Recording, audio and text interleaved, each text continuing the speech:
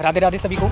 जैसा कि हम सभी जानते हैं अभी इंडिया के अंदर जो है इलेक्शन का टाइम चल रहा है, तो इस दौरान मेरे मन में 2 क्वेश्चन उठते हैं जो कि मैं आप लोगों से करना चाहता हूं। पहला तो ये कि हम सभी जानते हैं जो हिंदुस्तान की आबादी है वो 1 अरब 43 करोड़ या 45 करोड़ के आसपास है। तो इसमें कई हज़ारों जो लोग हैं जो कि वोट नहीं कर रहे हैं। तो मैं आप सभी से कहना चाहता हूँ, एक वोट बहुत ज़्यादा इंपॉर्टेंट है, तो आप लोग प्लीज़ वोट करिए। दूसरा क्वेश्चन ये है, आपने अगर इस साल का बजट देखा होगा तो हमारी जो फाइनेंस मिनिस्टर है निर्मला सीतारमण जी ने 18% जो कि टैक्स है वो लगाया है केवल एजुकेशन के ऊपर, और ये बहुत ज़्यादा टैक्स होता है और ये ऑल ओवर इंडिया के अंदर देखा जाए तो ये सेकंड हाईएस्ट टैक्स है जो कि एजुकेशन के ऊपर लगा है। और हमारे पीएम और बात करते हैं किस चीज़ की कि हर घर जो शिक्षा की ज्योति है वो जलेगी। अगर इस प्रकार से हमारी गवर्नमेंट इतना ज़्यादा टैक्स लगा देगी तो मैं आप लोगों से पूछना चाहता हूँ, क्या ये संभव है हर घर जो शिक्षा की ज्योति है वो जल पाएगी?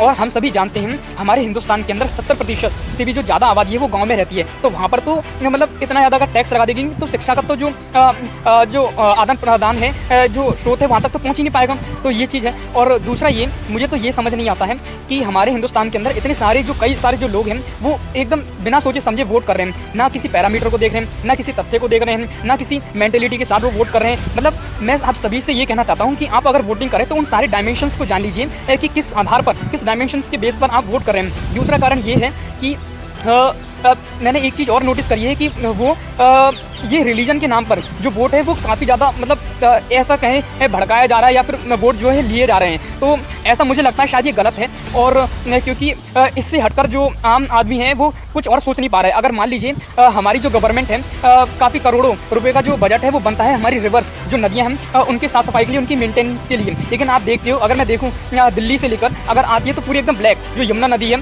ना, गंगा नदी जो यमुना नदी है वो पूरी ब्लैक होती है ना, मतलब एकदम काली नदी है बिल्कुल, और उसकी साफ सफाई कहाँ जाती है भाई? तो ये चीज़ है। और पहला ये कि रिलीजन्स के बेस पर अगर वोट ले रहे हो तो वो गलत चीज़ है। इसके हटकर कुछ और भी मुद्दे हैं, उसको जो आम नागरिक है वो सोचने पर क्या है मजबूर नहीं हो पा रहा है। तो मेरा ये है कि इसके अलावा भी और भी चीज़ें हैं हिंदुस्तान के अंदर, उन सारी चीज़ों को ध्यान में रखते हुए आप वोट करिए। दूसरा ये कि एक चीज़ और हम लोगों ने नोटिस करी है, वो ये है कि अगर कोई भी व्यक्ति है वो समाज के अंदर कोई भी इलीगल एक्टिविटीज़ कर रहा है, वुमेन्स को छेड़ रहा है या कुछ और भी एक्टिविटीज़ कर रहा है, क्रिमिनल एक्टिविटीज़ कर रहा है, और फिर साथ में अगर वही इंसान जय जय श्री राम के नारे देता है तो हमारी नज़र में लगता है कि हाँ वो सही है, तो हम लोग उसी पार्टी को अगर वोट देने जाएंगे। तो मेरा ऐसा किसी पार्टी को लेकर या किसी नेता को लेकर ये टारगेट नहीं है। मैं एक स्टूडेंट हूँ और ये मेरा फ़र्ज़ बनता है कि मैं जितने भी जो युवा हैं उन लोगों से को मैं ये अवगत कर सकूँ कि आप वोट कर रहे हो तो उन सारे डायमेंशंस को देख कर ही वोट करिए।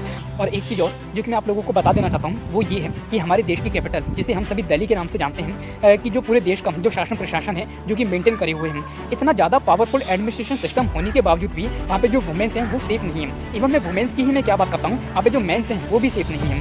मैंने 5 से 7 साल का जो डेटा है वो चेक किया और पाया कि वहाँ पे हर साल जो क्रिमिनल एक्टिविटीज़ हैं, जो इलीगल एक्टिविटीज़ हैं, उसमें जो बढ़ोतरी है वो बढ़ती जा रही है। चलो ठीक है, वहाँ पे हम लोग एक कारण मान सकते हैं कि वहाँ पे डाइवर्सिटी बहुत ज़्यादा है, लेकिन इसके अलावा और भी तो डायमेंशंस हैं, उनको देखते हुए आप लोग वोट करिए। और चौथी चीज़ ये है कि आर्टिकल 368 के तहत अगर हमें मतलब जो हमारी देश की गवर्नमेंट है अगर वर्तमान स्थिति को देखते हुए या फ्यूचर में कुछ होने वाला है उस कंडीशन को देखते हुए तो वो हमारे कॉन्स्टिट्यूशन के अंदर कुछ संकल्प चेंजेस कर सकती है आर्टिकल 368 के तहत। लेकिन एक बड़े पैमाने पर कॉन्स्टिट्यूशन को से छेड़छाड़ करना तो मुझे नहीं लगता ये सही होगा, क्योंकि कॉन्स्टिट्यूशन हमारे देश की आत्मा है। अगर इस प्रकार से बड़े पैमाने पर अगर हम कॉन्स्टिट्यूशन से छेड़छाड़ करेंगे तो उसकी गरिमा को ही ठेस पहुँचाने जैसा होगा। तो मेरा एक आप लोगों से बस संदेश यही है कि आप लोग जरूर वोट करिए, लेकिन सारे डायमेंशंस को ध्यान में रखते हुए वोट करिए। और क्योंकि हम सभी जानते हैं कि जो सरकार है वो हम आम जनता से है, ना कि हम सरकार से हैं। तो मेरी जो ये आवाज़ है वो आप सभी लोग जो प्रत्येक जो युवा है भारतीय नागरिक का, तो उस तक पहुंचाने का ये प्रयास करिए। जय हिंद।